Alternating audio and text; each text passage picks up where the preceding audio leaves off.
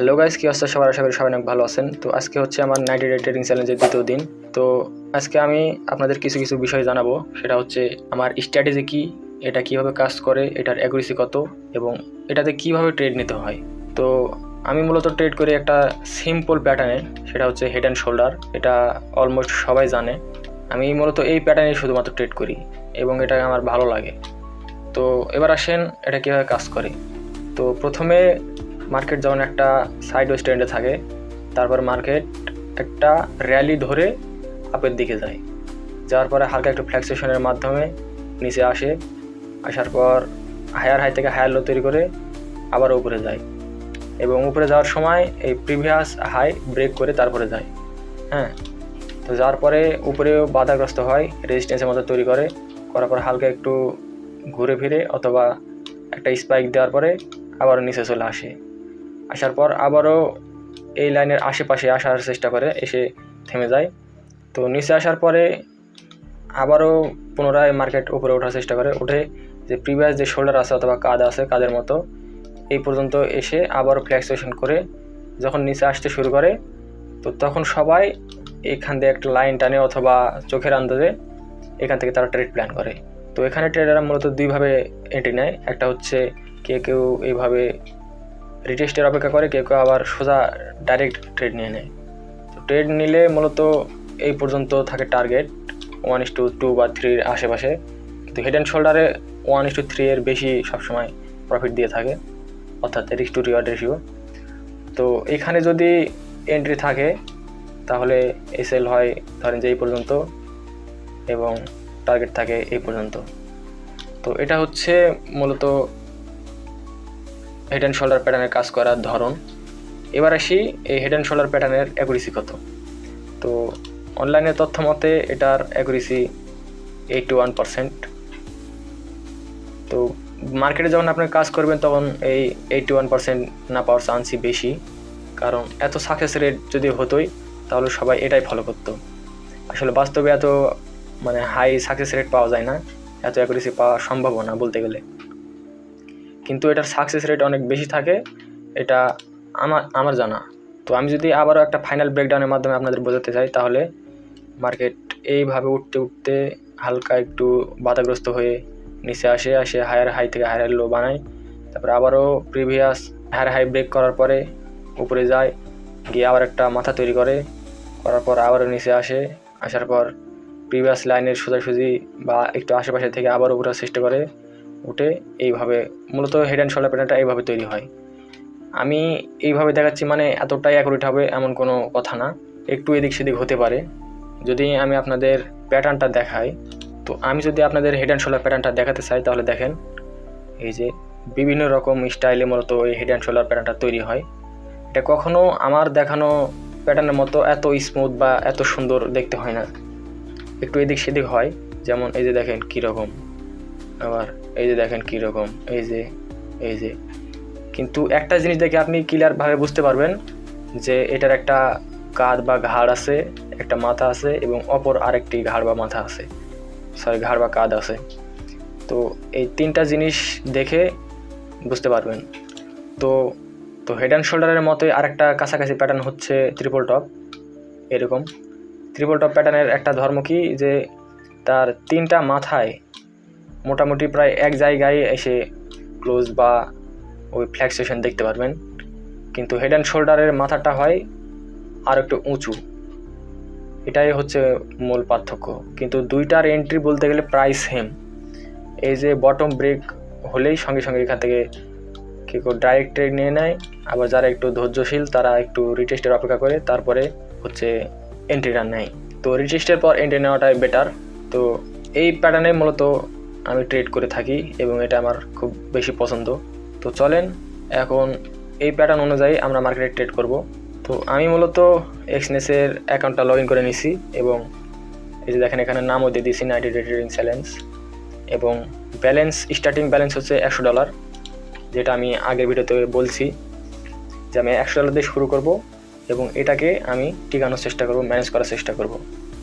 যদিও এখন ম্যানেজ করা বা টিকানো খুবই মুশকিল, কারণ আমি সবেমাত্র শুরু করছি আর আমি এত ডিসিপ্লিন বা কনসিস্টেন্সির মধ্যে কখনোই ছিলাম না, তো আমার জন্য একটু কঠিন হবে।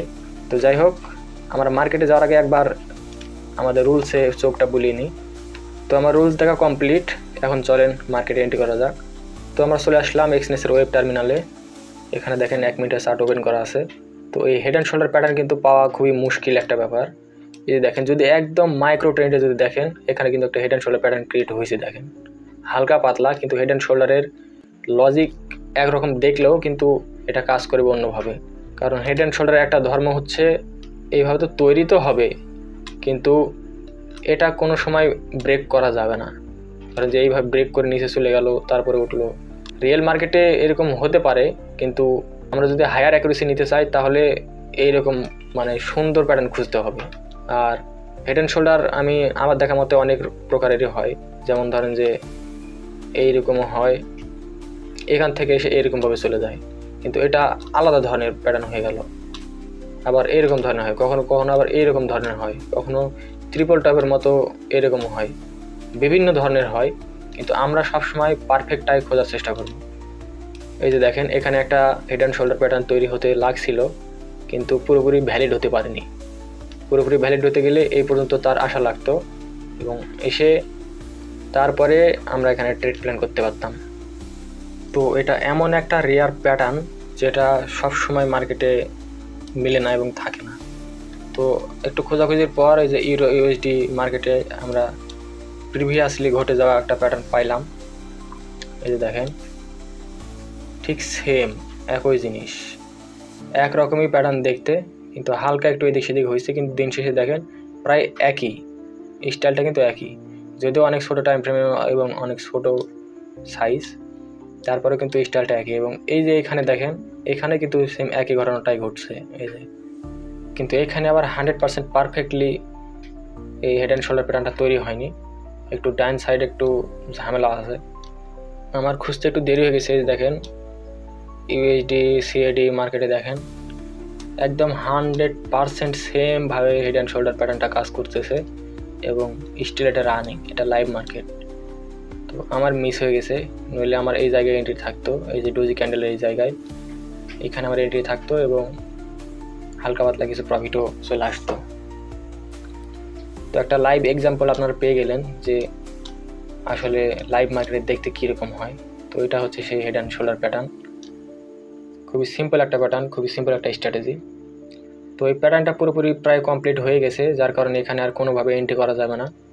যদি এটা এইখানে কোনো জায়গায় ঘোরাফেরা করতো তাহলে আমি এন্ট্রি হয়তো নিতাম, কিন্তু আর দরকার নেই। এই যে এইখানেও দেখেন সেম প্যাটার্নটাই হয়েছে, কিন্তু একটু হিজিবিজি টাইপের। তো আমরা আরও একটু খুঁজে যদি পাই তাহলে হবে, না হলে নাই। তো এই যে দেখেন, আমরা NZDJPY মার্কেটে প্যাটার্নটা পেয়ে গেছি, এবং আপনাদের দেখাতে দেখাতে একটু নিচে চলে আসছে মার্কেট। তো এখানে আমার $10 রিস্ক থাকবে, যেটা আমার রুলসে লেখাই ছিল যে 5 থেকে 10%। তো $10 রিস্ক থাকবে, এবং যতটুকু প্রফিট পাওয়া যায় আর কি 1:2 আমি নেওয়ার চেষ্টা করব। তো এখানে 1 লটে আমি সেল করব। এখানে ফরেক্স কারেন্সি তো, যার কারণে 1 লট অনেক হাই মনে হচ্ছে, কিন্তু অনেক বেশি না। তো যাই হোক, এখানে আমি সেল করে দেব এবং $10 সেল দেব। তো এই যে দেখেন সেল করে দিছি, এবং এসএলটা একটু কমিয়ে নিয়ে আসি, $10 সেট করে দিছি এসএল। তো একটা মিস্টেক হয়ে গেছে, আমার অনেক হাই লট পড়ে যাওয়ার কারণে এই যে আমি মাঝখান কর যে এই স্প্রেডটা আমি খেয়াল করিনি, এই স্প্রেডের জন্য মূলত আমার পজিশনটা কাট হয়ে গেছে। তো আমরা পুনরায় এন্ট্রি করতেছি, কারণ ওটা আমার ভুল ছিল, কারণ আমি দিনে 2টা ট্রেড করব, এটা আমার রুলসে ছিল। তো এটা হচ্ছে লাস্ট ট্রেড, এটা যদি না হয় তাহলে কিছু করার নাই। এখানে আমি সেল দিয়ে দিলাম, এবং আমার এসএল থাকবে হচ্ছে $10। অনেক লাভালাভি করতেছে, যার কারণে মূলত এই অবস্থা। এই দেখেন কোন জায়গায় কি অবস্থা। তো পজিশনটা চলুক, দেখা যাক লস আসে নাকি প্রফিট। তো প্রায় অনেকক্ষণ যাবৎ অপেক্ষা করার পর এই যে দেখেন ফাইনালি আমাদের $14-15 প্রফিট দেখাচ্ছে। তো এটা স্প্রেড এত বেশি, দেখেন কি পরিমাণে বেশি, মাঝখানে যে ফাঁকটা দেখতে পাচ্ছেন অনেক অনেক অনেক বেশি। এখানে দেখেন লাল মার্জিন এখানে চলে আসছে, অথচ আমার প্রফিট কিন্তু এই ব্লু মার্জিনে দেখাচ্ছে, ঠিক আছে।